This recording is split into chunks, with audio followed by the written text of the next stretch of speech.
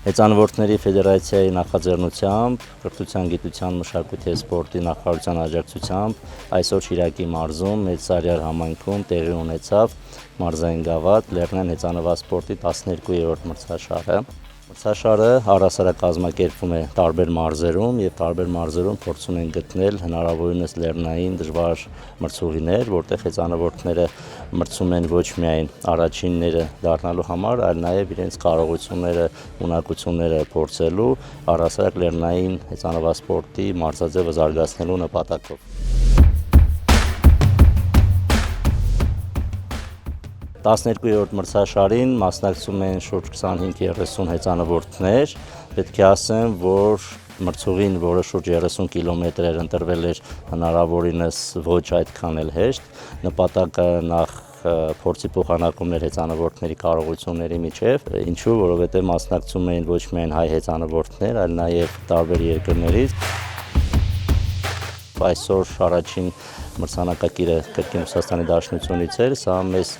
իմպուլս է, որ մենք դեռ շատ մարզվելու տեղ ունենք և նպատակ առհասարակ այս նախագծի դարձնել միջազգային։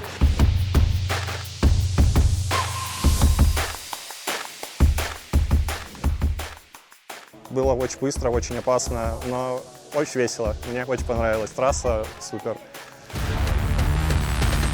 Քանի որ ինքը լեռնային է, մի քիչ անվտանգությանը պետք է հետևել, որպեսզի այդ վազանցների ժամանակ վթարներ չլինեն։ Նաև երբ որ լեռնային է, հեծանվի տեխնիկական, ակերի իջնելու խնդիր էլ կա, այսինքն հավանականությունը մեծ է, որ ակերը կծակվեն։ Մենք ավելի շատ լեռնային երկիր ենք, այդ առումով պետք է գերակշռել լեռնային հեծանվային մրցաշար եւ շատ ողջունում եմ կազմակերպիչներին։ Շատ ոգևորված եմ, նույնիսկ մեքենայի մեջ որ գալիս էինք այստեղ,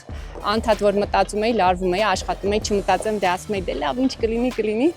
Ուղղակի ցավում եմ, որ երկու աղջիկ եմ մասնակցում, որոնցից մեկը հայ է, ես եմ։